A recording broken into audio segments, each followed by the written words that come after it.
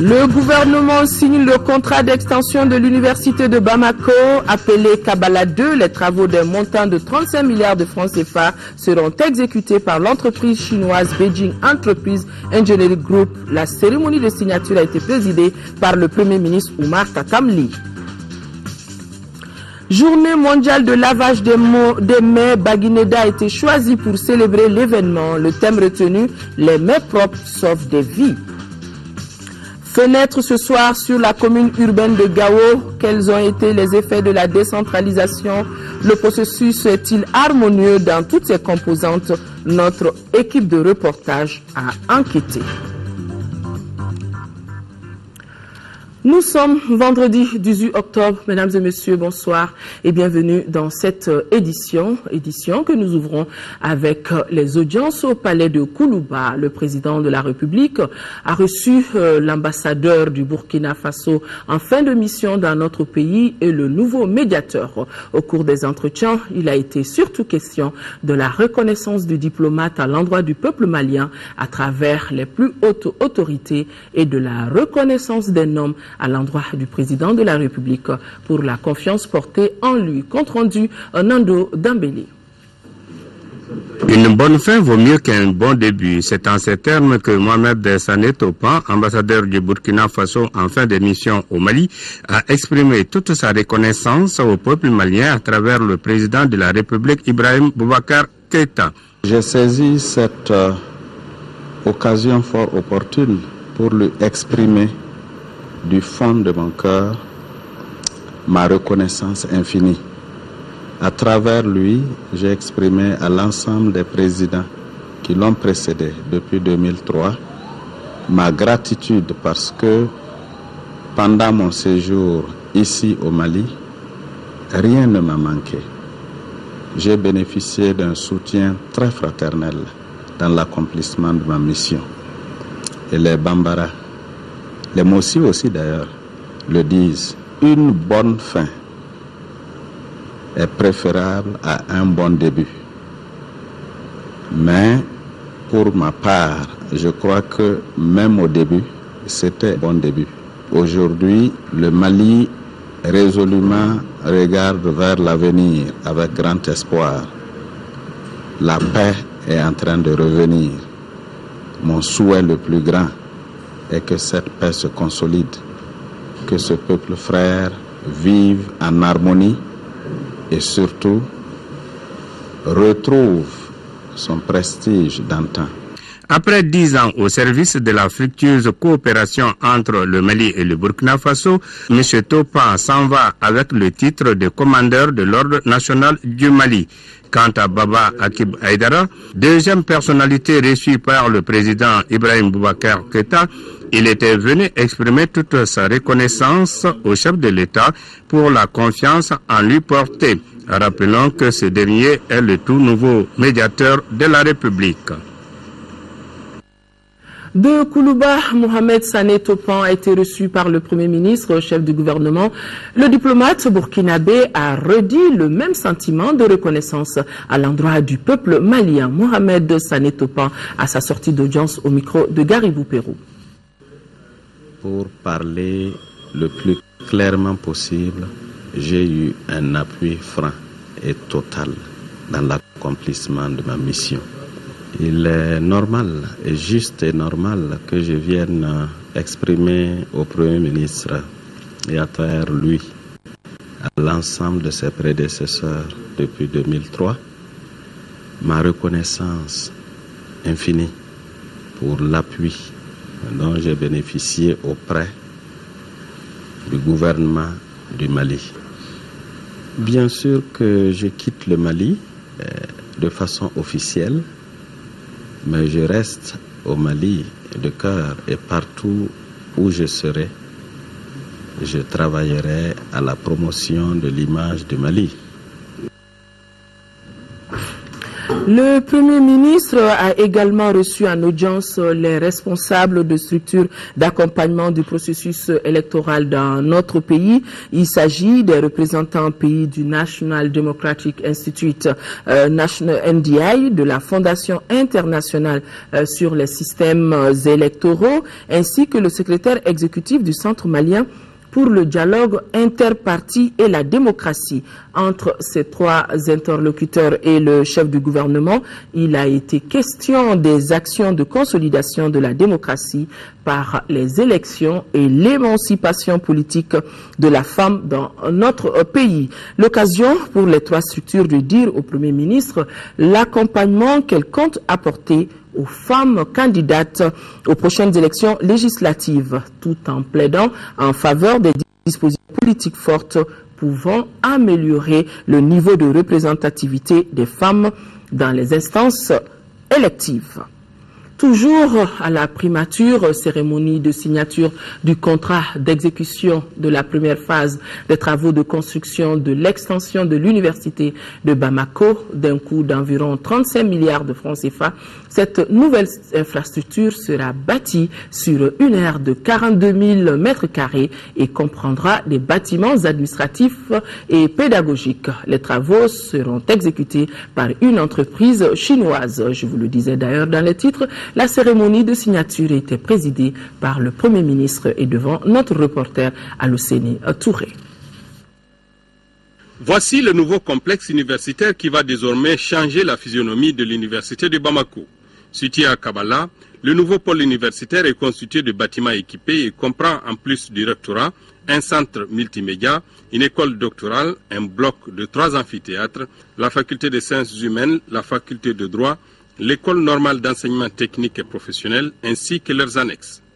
Fruit de la coopération sino-malienne, la dite infrastructure est exécutée par l'entreprise chinoise BCOG pour un coût total de 35 milliards de francs CFA. BCOG s'engage à déployer tous les efforts nécessaires pour mener à bien cette mission noble qui lui a été confiée, tout en apportant la contribution qu'il faut au redressement économique du Mali et à l'amélioration du bien-être du peuple. La signature de ce contrat est une preuve supplémentaire de l'intensité de la coopération entre le Mali et la Chine, vieille d'une 50aine d'années. La réalisation de ces infrastructures va améliorer la qualité de l'enseignement, promouvoir la recherche scientifique et technologique et contribuer au développement du Mali et de la sous-région. Le gouvernement du Mali ne ménagera aucun effort pour honorer sa part d'obligation afin que ce projet puisse se réaliser dans les meilleurs délais et dans les meilleures conditions. Les travaux sont prévus pour s'achever dans 33 mois. Le Premier ministre était hier soir l'invité de la semaine.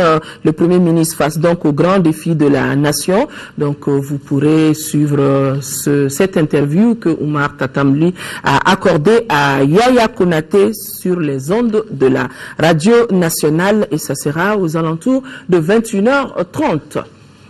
Vous vous souvenez, le 11 octobre, une pinasse a chaviré sur le fleuve Niger à Koubi, dans la région de Mopti, faisant beaucoup de victimes. Pour venir au secours justement des rescapés et éviter ce genre de drame, les autorités viennent de décider des mesures sécuritaires, sanitaires et humanitaires. Et pour tenir informés de ces mesures, 3 membres du gouvernement étaient face aux hommes de médias. Adama Kodjo, compte rendu. 12 morts, 11 blessés et 210 rescapés. Tel est le dernier bilan du naufrage de la pinance survenu le 11 octobre à Koubi dans la commune de Kona, région de Mopti. Le drame avait mobilisé 3 membres du gouvernement qui sont rendus sur les lieux de la tragédie afin de venir en aide aux victimes.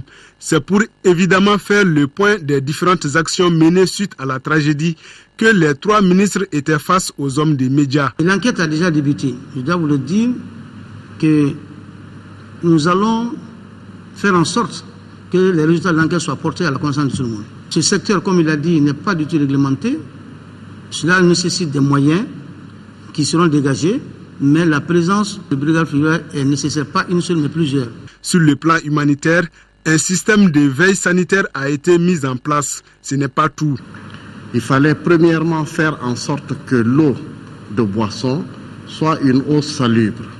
Donc il a été distribué en plus de bidons de 20 litres à chaque rescapé. Il a été distribué des comprimés aquatables. Ensuite, il a été distribué de l'eau de javel, des non-vivres. Nous avons eu 110 qui avaient souhaité rejoindre immédiatement leur destination finale. Nous avons fait affréter une pinasse pour organiser ce voyage. Nous avons ensuite, pour les personnes qui restaient, organisé l'intendance en sorte que ces personnes puissent non seulement avoir une subsistance qui ne pèse pas sur le village, mais aussi qu'elles puissent avoir une possibilité de fêter dans des conditions dignes la Tabaski. Pour éviter désormais ce genre de tragédie dans le pays, des mesures d'urgence ont été prises par le département en charge de l'équipement et des transports. Le respect du franc-bord matérialisé par une bande extérieure sur la bordure de l'embarcation. On instaurera la pesée des marchandises avant embarquement et la liste des passagers à bord avant embarquement. L'éclairage à bord, on est revenu dessus. Les gilets de sauvetage dans chaque embarcation, les boîtes à pharmacie à bord des Pinasses, les extincteurs à bord des Pinasses.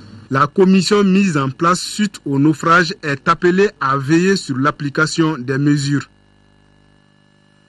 Le gouvernement et ses partenaires étaient réunis cet après-midi pour une revue budgétaire conjointe. La rencontre visait à discuter des appuis budgétaires pour notre pays et à examiner les réformes sur la gestion des finances publiques.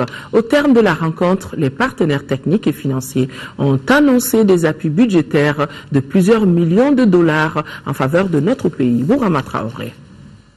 À l'issue de cette revue conjointe, les partenaires techniques et financiers décident de poursuivre leur soutien budgétaire au Mali. Plus qu'un simple engagement, des appuis de plusieurs millions de dollars sont annoncés en 2013 et 2014. Je vais commencer par l'AFD. En 2013, il est prévu 15 millions d'euros en appui budgétaire général et 21,6 millions d'euros en conversion de dette monétaire.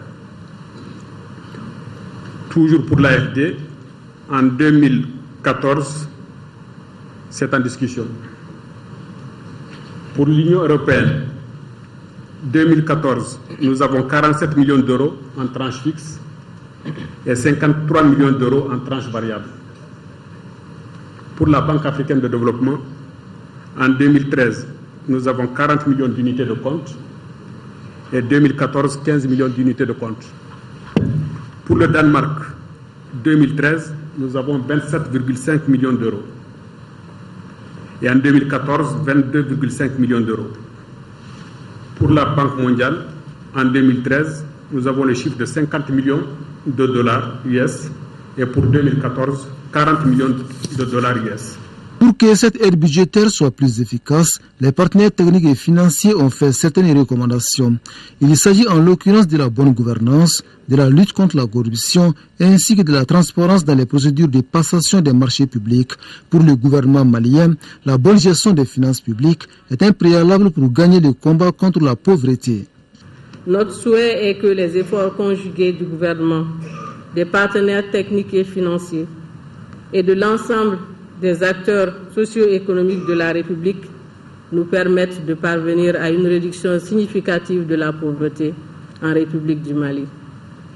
Nous sommes conscients qu'au-delà des agrégats macroéconomiques qui peuvent des fois avoir des profils intéressants ou satisfaisants, il est besoin de veiller à leur traduction en amélioration réelle des conditions de vie de nos populations.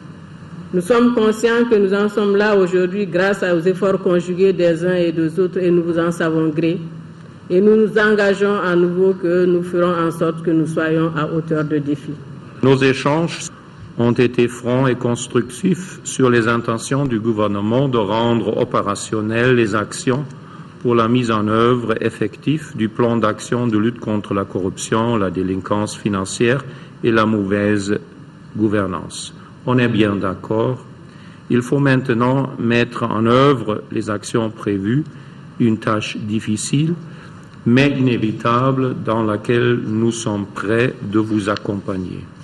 Cette revue conjointe a permis au gouvernement et à ses partenaires d'approfondir leurs discussions sur les appuis budgétaires généraux au Mali et d'examiner les réformes sur la gestion des finances publiques. Au finish, mieux orienter les décisions conjointes. L'assiduité, la conscience professionnelle, la probité et le respect des usagers, ce sont là quelques vertus sur lesquelles le nouveau gouvernement est à cheval. Le ministre de l'Urbanisme et de la politique de la ville l'a partagé avec les agents des services relevant de son département. C'était ce matin au cours d'une visite inopinée dans les locaux de la Direction nationale de l'urbanisme et de l'habitat. Reportage Alpha Meiga. Le travail dans les services au Mali commence à 7h30. Cette visite du ministre de l'Urbanisme et de la politique de la ville vient au bon moment. Il s'agissait pour Moussa Mara de s'enquérir de l'assiduité des uns et des autres au sein des services relevant de son département, d'où cette descente sans notification. On a trouvé le directeur en poste, son adjoint en poste, et ceux qui n'étaient pas là ont une explication pertinente. Il est impardonnable que les usagers viennent à l'heure et que nous ne soyons pas là. Donc il faut que tout le monde le comprenne et que tout le monde s'organise pour qu'enfin l'administration soit l'administration disponible, ouverte et prête au moment où il faut pour servir les usagers. Dans un service, on vient pour le travail et les bureaux ne doivent pas être transformés en un lieu pour prendre du thé. Et ce n'est pas aussi un lieu pour les marchands ambulants. L'assiduité, la conscience professionnelle, la probité et le respect des usagers pour le service public, ce sont là quelques vertus sur lesquelles le nouveau gouvernement est à cheval. Occasion pour le ministre Mara de souligner qu'il faut sanctionner les agents fautifs, mais aussi récompenser les méritants. Quand il y aura une faute de constater, il n'y aura pas de période de probatoire ou de purgatoire, il y aura une sanction immédiate conformément aux règles de la fonction publique. Nous avons dit la gestion axée sur le résultat. Les résultats seront fixés aux administrations. Les administrations qui atteindront ces résultats seront évidemment mises à l'honneur et seront gratifiées comme les textes le prévoient. Les agents aussi, qui seront les plus efficaces, seront gratifiés. Le ministre a ensuite eu une séance de travail avec les agents de la Direction nationale de l'urbanisme et de l'habitat. Signature de convention hier entre le ministère de la Santé et l'Organisation mondiale de la santé. La valeur de l'aide est estimée à 280 millions de francs CFA et cette aide sera injectée dans l'achat de médicaments pour les régions du nord de notre pays et cela en vue de renforcer la capacité des hôpitaux de ces localités. Fatoumata Kone. À travers cette signature de convention, l'Organisation mondiale de la santé, l'OMS, entend investir près de 284 millions de francs CFA dans l'achat de médicaments antipaludéens et antirétroviraux. Ces médicaments sont destinés à certains hôpitaux des régions du nord du Mali. Donc c'est une aide d'une valeur de 284 millions de francs CFA qui a essentiellement deux objectifs. Le premier, c'est de contribuer à répondre aux besoins humanitaires liés à la crise. Et le deuxième objectif, c'est de contribuer à la relance du système de santé en augmentant les capacités d'offres de services. Et pour cela, donc, nous avons ciblé les médicaments, mais aussi les capacités des laboratoires pour le diagnostic et la prise en charge du VIH, à savoir pour l'hôpital de Gao et Tombouctou, mais aussi pour les centres de santé de référence de Djiré, de Gundam, de Gourmararous et de Ansongo. Pour le ministre de la Santé et de l'Hygiène publique, cette aide vient à point nommé. Notre département a su compter constamment sur le concours de l'Organisation mondiale de la santé, aussi bien en matière d'appui financier, en matière de conseil, dont nous ne manquons point de votre part. Au nom de tous mes collaborateurs encore, je voudrais ici réitérer notre reconnaissance pour cette bonne collaboration. Cette signature de convention montre une fois de plus que les relations de coopération qui existent entre notre pays et ses partenaires sont au beau fixe. Je vous le disais dans les titres, lancement aujourd'hui de la journée mondiale de lavage des mains au savon. C'était ce matin à Baguineda en présence des autorités administratives et les partenaires du Mali. Pour cette édition, le slogan est « Les mains propres sauvent des vies ». Fatoumata Kone était présente. Pour apprendre à quelqu'un les bonnes manières comme le lavage des mains au savon, il faut l'appliquer soi-même. Voilà pourquoi le secrétaire général du ministère de la Santé et de l'Hygiène publique a donné le ton pour cette journée mondiale du lavage des mains au savon, suivi de la représentante de l'UNICEF ainsi que le chef de village de Baguineda. Une façon particulière de sensibiliser les mères et les scolaires à pratiquer le lavage des mains au savon avec comme slogan cette année « Les mains propres sauvent des vies ». Le lavage des mains au savon, c'est une mesure de grand impact qui ne coûte pas cher. Le traitement et la bonne conservation de l'eau et l'accès à des installations sanitaires sauvent des milliers et des milliers de vies. Occasion pour les organisateurs de présenter un sketch sur le lavage des mains au savon, les conséquences liées à l'inobservation des pratiques d'hygiène. Une pratique qui n'est pas encore respectée au Mali et les statistiques sont claires là-dessus. Des études ont montré que moins de 12% des mères et gardiennes d'enfants se sont lavées les deux mains avec de l'eau et du savon au sortir des toilettes. 75% des élèves qui se lavent les mains au sortir des toilettes n'utilisent pas le savon. 34% des clients des restaurants ne se lavent pas les mains avant de manger. Ces résultats montrent une insuffisance dans l'observance du lavage des mains au savon au moment critique. La journée mondiale du lavage des mains, une activité qui a donc démarré aujourd'hui et qui continue pendant toute une semaine. Qu'à cela ne tienne, le lavage des mains doit être appliqué à chaque fois que nos mains sont souillées, car les mains propres sauvent des vies. En 4e région, campagne agricole promoteuse en zone office du Niger. Le constat a été fait par les deux ministres en charge du secteur rural, Dr Bokari Tereta et Nango Dambélé. Les deux ministres ont sillonné jeudi dernier les zones de production de Massina et de Kolongo.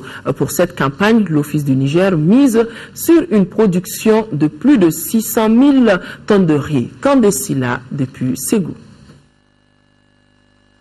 Les ministres en charge du secteur ont visité des ouvrages et plusieurs sites, dont le projet d'aménagement de 100 000 hectares au compte de Malibia.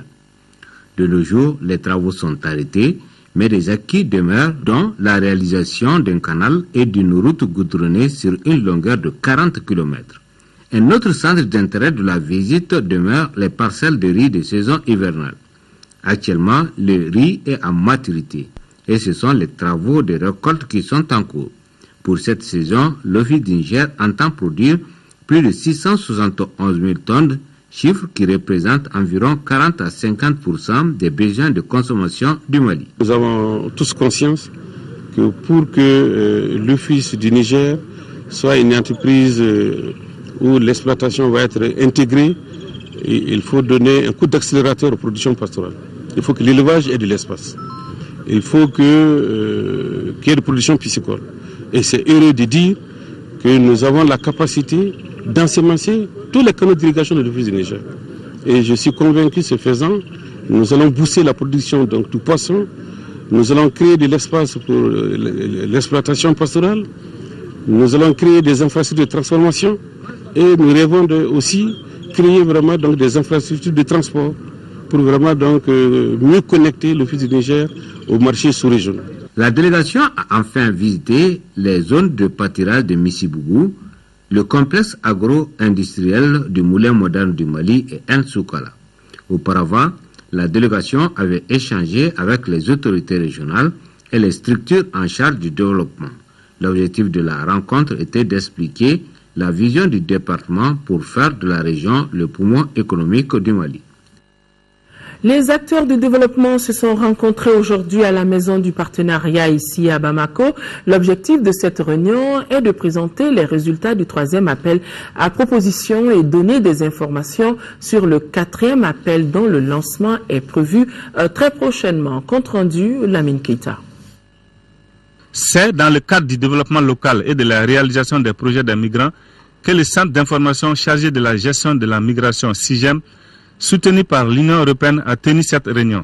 Cette journée d'échange entre les acteurs du développement local et la cellule technique du co-développement vise à informer les postulants potentiels sur le contenu et les exigences de l'appel à proposition numéro 4, mais aussi à présenter les résultats du 3e appel.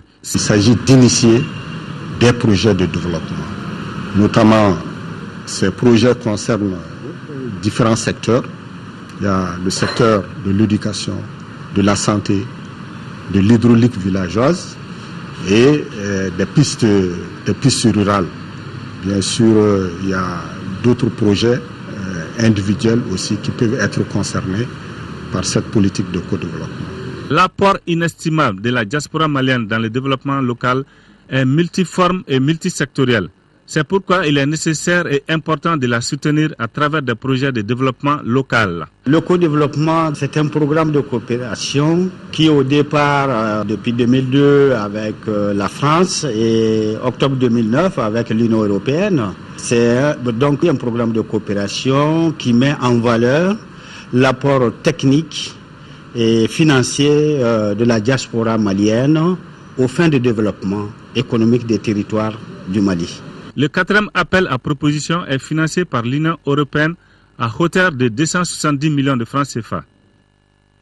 Temps dur pour l'Agence pour la promotion de l'emploi des jeunes, APEJ. La structure est aujourd'hui à seulement 4% du taux de remboursement des 2200 projets financés entre 2005 et 2010.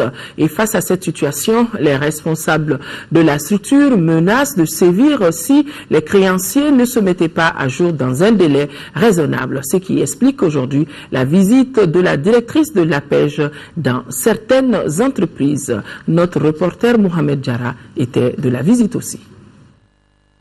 L'Agence pour la promotion de l'emploi des jeunes, APEJ, a du plomb dans l'aile. La structure traverse une période des plus difficiles à cause du non-remboursement des prêts octroyés à des promoteurs de projets entre 2005 et 2010. Aujourd'hui, elle est à seulement 4% du taux de remboursement sur plusieurs milliards investis dans 2200 projets sur toute l'étendue du territoire national. Une situation qui ne peut pas continuer. Toute l'année 2013, on n'a pas fait de financement de projet parce que tout simplement, les créances qui sont mises à la disposition de différents promoteurs ne sont pas remboursés à hauteur de souhait. C'est pourquoi la directrice générale de l'APEJ s'est rendue dans certaines entreprises pour échanger avec les promoteurs sur les difficultés qu'ils rencontrent dans le remboursement des prêts. Sur les 6 entreprises visitées, seul l'Institut de formation au métier de l'esthétique et la menuiserie aluminium de Bouakar Aïdra sont en règle. Au début, on n'avait que 5 employés. Aujourd'hui, nous avons 10 employés. Le conseil que je donnerais aux jeunes, c'est vraiment quand on prend un prêt, de travailler, de pouvoir honorer ce prêt-là. Ces bons élèves ont été félicités et encouragés. Par contre, que l'État rentre en possession de ces fonds, et si l'APEJ n'arrive pas à faire le recouvrement, des voies plus autorisées que la mienne pourront indiquer donc les stratégies et les voies et moyens à suivre pour que l'APEJ puisse entrer en possession de ses droits. Le message semble bien compris par les retardataires qui tentent tout de même de se justifier. En 2 ans de la création de l'école, j'ai eu des problèmes. Le prêt de l'APEJ, je sais que ça est là. C'est remboursé obligatoirement. Pendant ce temps que je n'ai pas pu rembourser en totalité, donc ça m'a touché. On a eu quelques problèmes parce que c'était avec la saison chaude, avec la glace, le problème de la glace, le problème de la farine. Mais Dieu merci aujourd'hui, alhamdoulilah. Notre pays a été honoré au Canada à travers les actions de la Chambre de commerce et d'industrie du Mali. C'était à la faveur du Forum Africa 2013, 6e édition, et de la journée économique du Mali au Canada à Montréal, plus précisément. Une forte délégation d'opérateurs économiques maliens dirigée par le président du collège transitoire, Mamadou Konaté, a pris part à ces différentes manifestations. Nous l'écoutons au micro de Fademba Keïta. Aujourd'hui, le pays a retrouvé sa situation normale. Nous avons un gouvernement qui est à la fois légal et légitime. Et au plan sécuritaire, aujourd'hui, le pays est à notre avis sécurisé. Pour faire des affaires au Mali, évidemment, le Canada est allé dans un domaine beaucoup plus stratégique qui est la formation des ressources humaines. Vous ne pouvez pas espérer venir créer des entreprises au Mali sans trouver les ressources humaines nécessaires à votre développement. Et aujourd'hui, le gouvernement canadien, à travers ses actions de coopération, renforce beaucoup le développement des ressources humaines. Ce que nous attendons de développer dans le domaine des mines avec vous au Mali, c'est de créer beaucoup de sociétés de joint venture en association pour des services d'appui à l'industrie minière. Il y a beaucoup de sociétés de sous-traitance des industries minières qui sont à développer dans notre pays. Nous entendons vraiment trouver des opportunités ici pour venir en soutien à l'industrie minière dans ce domaine. Il y a aussi un domaine très important au Mali qui est l'énergie. Il nous faut développer le partenariat public-privé dans la mise en place d'infrastructures de production énergétique pour ainsi abaisser le coût de production énergétique des industries. Ensemble, chrétiens et musulmans doivent se donner la main pour combattre les maux dont souffre la sous-région ouest africaine. Voilà en substance ce qu'a déclaré l'ambassadeur du Nigeria dans notre pays à l'occasion de la fête de Tabaski. Cette solidarité est indispensable car le Mali et le Nigeria sont sous la menace des terroristes qui est loin d'être un problème de religion. Alpha Mega. La République fédérale du Nigeria et le Mali tissent de très bonnes relations. Et pour cette fête de Tabaski, les autorités nigérianes, à travers l'ambassade, ont voulu ainsi partager l'événement avec la communauté musulmane du Nigeria au Mali. Quelques réformes entreprises dans le pays ont été soulignées par l'ambassadeur du Nigeria au Mali. Les Nigérians décident de la façon dont ils veulent vivre ensemble et donc se mettre d'accord sur comment vivre. L'objectif est de trouver une solution finale. Il faut souligner que le soutien du Nigeria à l'endroit du Mali n'a jamais fait défaut. En témoigne l'aide du géant de l'Afrique lors de la crise politico-sécuritaire que le pays a connue récemment. Fin de la formation d'une trentaine d'officiers et sous-officiers sur les techniques de renseignement de niveau tactique. L'atelier qui a été organisé par la mission européenne de formation vise à renforcer les capacités de nos forces armées et de sécurité, nous dit Sokona Kamisoko. La mission européenne de formation EUTM a initié cette session de formation à l'intention d'une trentaine d'officiers et de sous-officiers. La formation, qui a duré une quinzaine de jours, a permis aux participants de se familiariser avec les modules comme les principes généraux de renseignement, le traitement de l'information, la rédaction du compte rendu, la représentation d'une menace sur la carte et l'utilisation du système de coordonnées géographiques. L'état-major de l'armée de terre dispose d'une ressource de spécialistes en renseignement et détient maintenant la pleine capacité pour armer l'ensemble de ses structures de commandement opérationnel de niveau tactique et en particulier les cellules S2 et GTIA. Pour le général Didier Dako, chef d'état-major adjoint des armées, cette formation qui est à sa deuxième phase vient à point nommé. Il a aussi demandé aux stagiaires d'être à la hauteur des attentes. C'est par vos actions, par vos actes de tous les jours que vous deviendrez réellement des bons opérateurs de renseignement sur le terrain.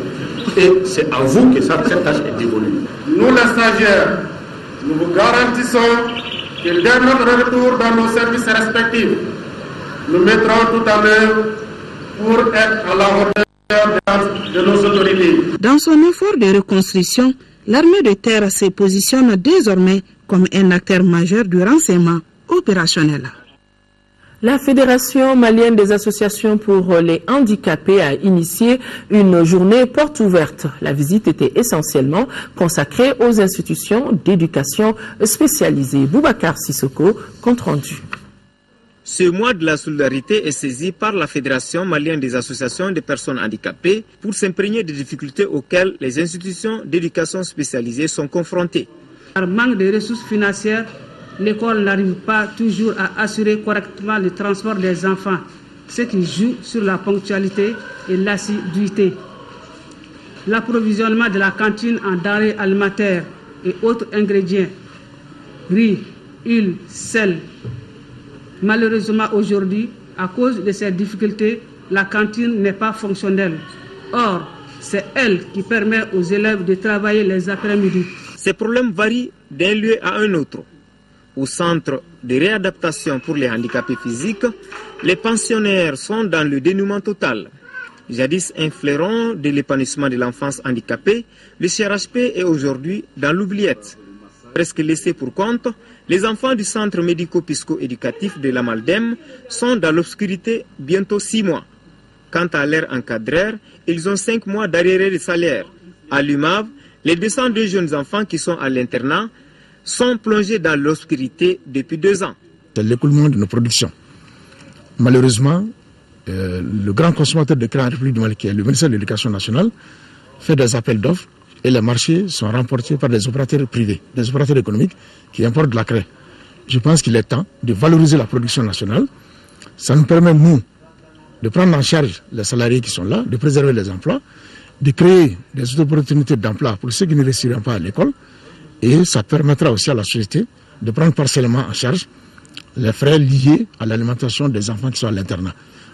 Environ 2 millions de Maliens vivent avec le handicap, dont plus de la moitié sont des enfants. Quand il s'agit de l'éducation de personnes handicapées, on leur parle. Donc que l'État prenne ses responsabilités et joue son rôle régalien en ce qui concerne les personnes handicapées. Nous pouvons en ce moment dire que la solidarité se joue et elle se joue pleinement. Ces enfants ont besoin d'une prise en charge spéciale sur le plan éducatif. Dans le cadre de l'Aïd el-Kébir des musulmans, les musulmans turcs de la mosquée bleue de Cergy-Pontoise, c'est en France, réunis autour de l'imam de l'association pour le développement et les échanges avec la région de Gao et la fédération musulmane de Cergy volent au secours des musulmans de Gao. Ils ont remis au total 21 bœufs aux 30 mosquées de vendredi de la cité des Askia. Daouda Zoumana à Traoré. Ces familles de la communauté turque de la commune de Cergy-Pontoise, de l'association pour le développement et les échanges avec la région de Gao accomplissent ainsi un devoir à la fois religieux et social. Le geste va alléger la souffrance des centaines de bénéficiaires de la cité des Askia. Nous, la Oumma islamique, d'abord nous remercions beaucoup nos frères qui n'ont pas regardé la distance, mais ils ont regardé notre souffrance sur tout ce qui est passé, et qui ont eu le courage de nous envoyer des bœufs pour être, comme on appelle, dans la Oumma Islamia, c'est-à-dire fêter ensemble. Donc on les remercie beaucoup et nous sommes très contents du fait que les bœufs là nous sont distribués dans les mosquées de Gao et surtout une grande ville qui a connu des terreurs et de tout ce qu'il faut dire. À travers ces bœufs, les fidèles musulmans de la mosquée bleue de Cergy-Pontoise rehaussent l'éclat de la fête de Tabaski à Gao. On a partagé, on a même simulé pour que tous les mosquées puissent avoir un peu dans la viande et leur association est plus d'une centaine de personnes. Ils m'ont appelé, ils m'ont dit qu'ils vont faire ce geste-là à Gao. L'abattage et la distribution ont eu lieu dans les mosquées des 8 quartiers de la cité des Askia en présence de nombreux musulmans qui ont fait beaucoup de bénédictions pour les donateurs et pour le pays. La fête de la Tabaski a été célébrée, je le rappelle, c'était mardi dernier, et surtout en Arabie Saoudite où se poursuivent les rituels du pèlerinage 2013. Auparavant, la journée de Arafat a été fêtée par les pèlerins maliens, toutes filières confondues, dans la sobriété à travers des prières, des invocations, des prêches et des séances de lecture du Saint-Coran. La synthèse de toutes ces activités avec nos envoyés spéciaux, on peut dire déjà Niaza et El Haj Niaza Koulibaly, El Haj Adraman Keita et El Haj Brahima Touré avec l'assistance de El Haj Belkodiko. La journée des Rafah, 9e jour du mois de la fête de Tabaski, a été effectivement fêtée dans la sobriété par les pèlerins maliens, toutes filières confondues. Les agences de voyage, les regroupements d'agences de voyage et autres filières privées d'organisation du pèlerinage à la Mecque avaient chacune ses activités, des séances collectives de lecture du Saint-Coran dirigées par des imams ou un collège d'imams. En plus des séances de sensibilisation ou des renforcements d'éducation religieuse des pèlerins, certaines agences ont même organisé des prêches depuis la veille de Mina à Rafah pour la symbolique, voire l'importance de la journée. L'Arafat a beaucoup de sens. C'est d'abord le spirituel, les piliers même du pèlerinage. C'est pourquoi il est demandé à tous les pèlerins de faire le stationnement à Arafat. En ce qui concerne la Commission nationale d'encadrement du pèlerinage 2013, la gestion des insuffisances du contrat de restauration avec la partie saoudienne a beaucoup pesé sur les activités de sensibilisation de la veille.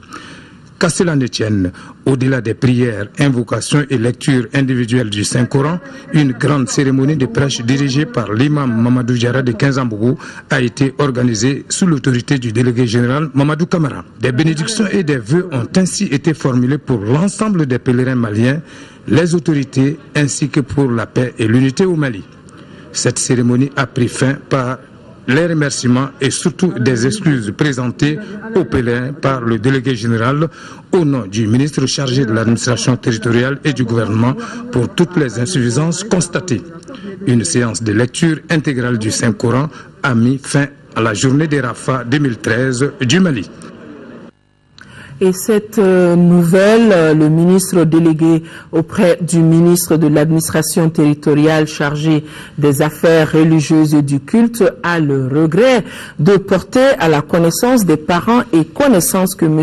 Zoumana Doucouré, âgé de 68 ans, cultivateur domicilié à Bagadadji, Toubakoro, cercle de Banamba, région de Koulikoro, pèlerin de la filière gouvernementale, est décédé à la Mecque le dimanche 13 octobre. Au nom du gouvernement, le ministre présente à la famille du défunt et à la communauté musulmane les condoléances les plus attristées. Qu'Allah subhanahu wa ta'ala l'accueille dans son paradis.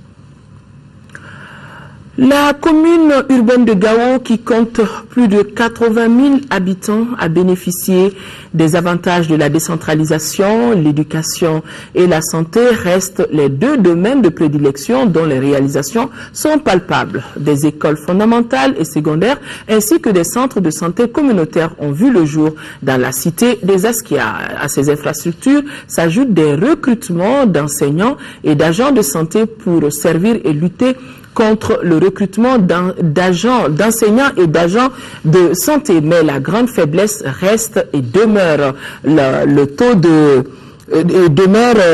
taux de scolarisation de la situation. Cet état de fait a intéressé notre équipe de reportage basée à Gao.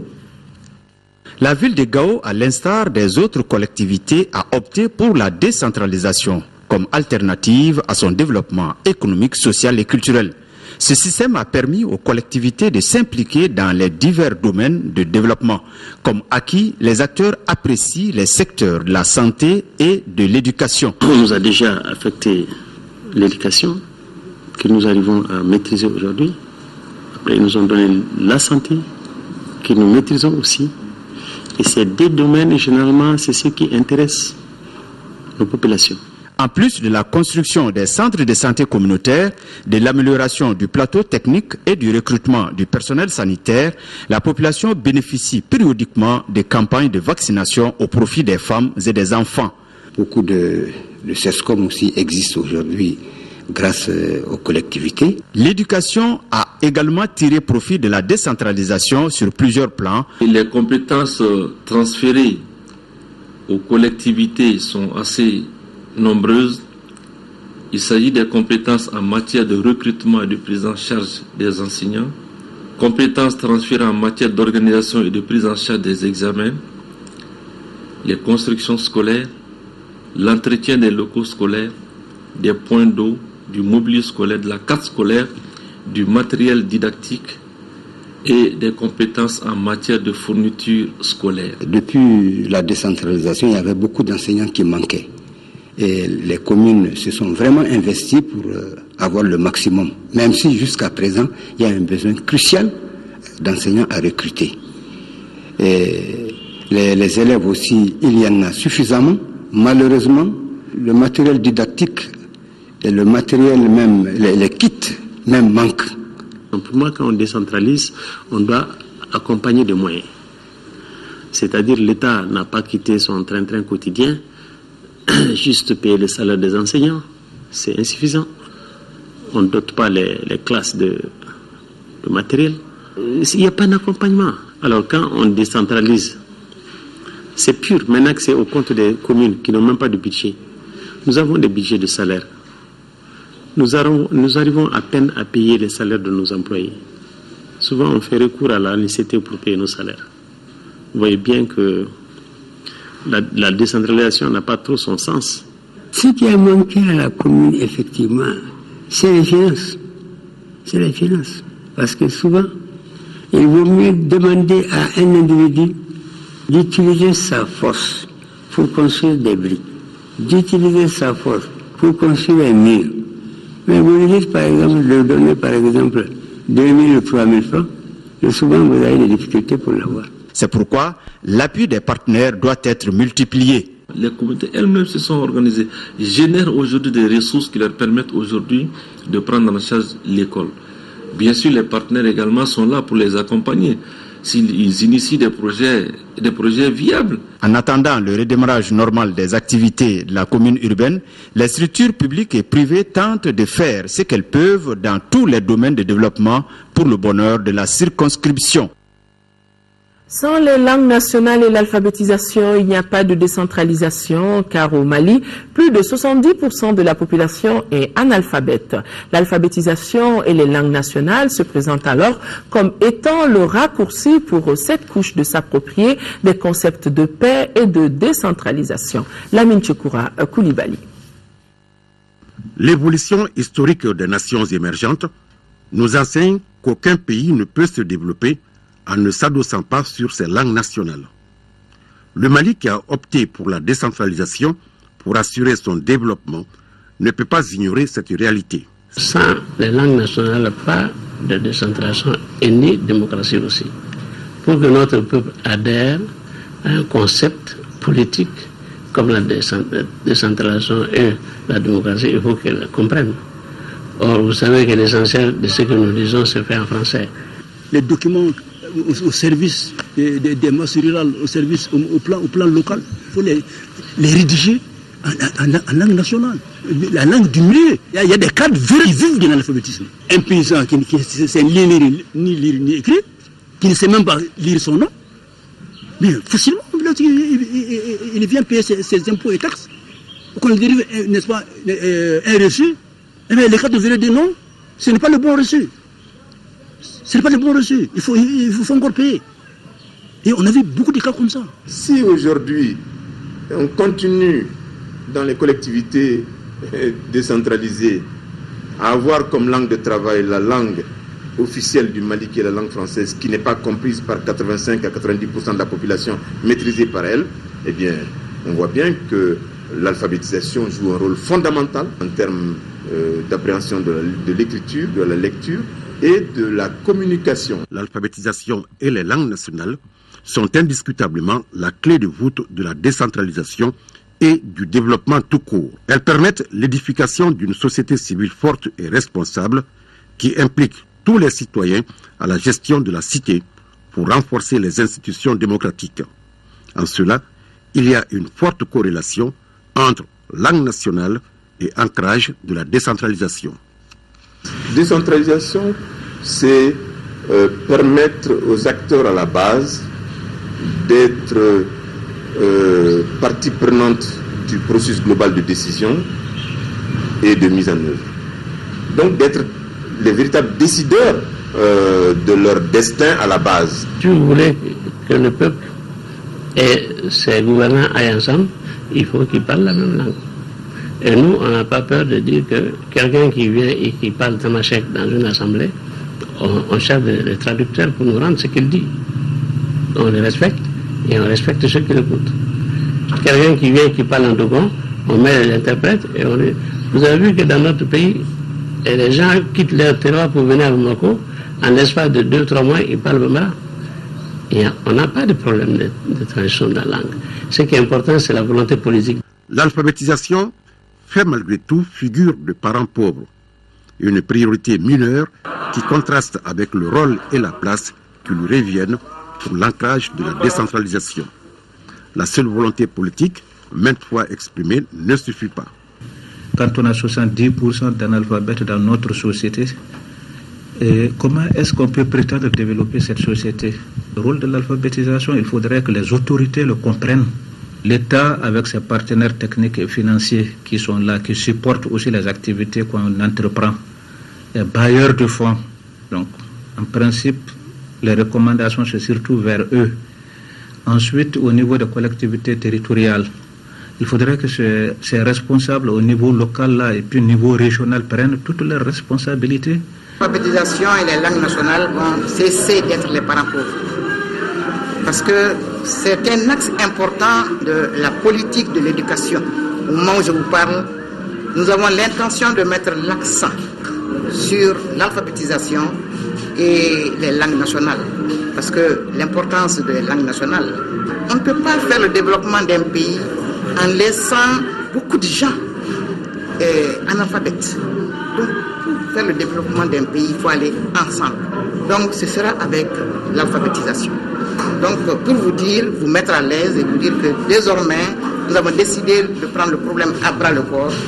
Il fut cependant un moment où l'engouement et l'intérêt pour l'alphabétisation ne se démentaient pas dans notre pays, en particulier dans les zones anciennement encadrées par la CMDT, l'OHBN et l'OACB. Nouvelle sportive en demi-finale retour de la Coupe de la Confédération. Le stade malien de Bamako jouera demain contre le tout-puissant Mazembe de la RD Congo. À suivre cette rencontre sur l'ORTM demain à partir de 13h20. Et déjà, ne quittez pas vos positions d'écoute. Vous pourrez suivre tout à l'heure, tout de suite donc après ce journal, la retransmission en direct du Centre international de conférence de Bamako, du Téléthon dénommé Grand Cœur pour la paix au Mali, un téléthon organisé par le ministère de la Culture et la Fédération des artistes du Mali. Une cérémonie placée sous le haut patronage du Premier ministre, chef du gouvernement, Oumar Tatam Li. Voilà, mesdames et messieurs, c'est donc tout pour ce journal. Merci de l'avoir suivi. L'info reprendra ses droits demain, 13h. Ça sera avec Amara Malé Diallo. Et s'il plaît à Dieu, je me ferai le plaisir d'être là pour la grande édition. Bonsoir et bon début de week-end à tous. Au revoir.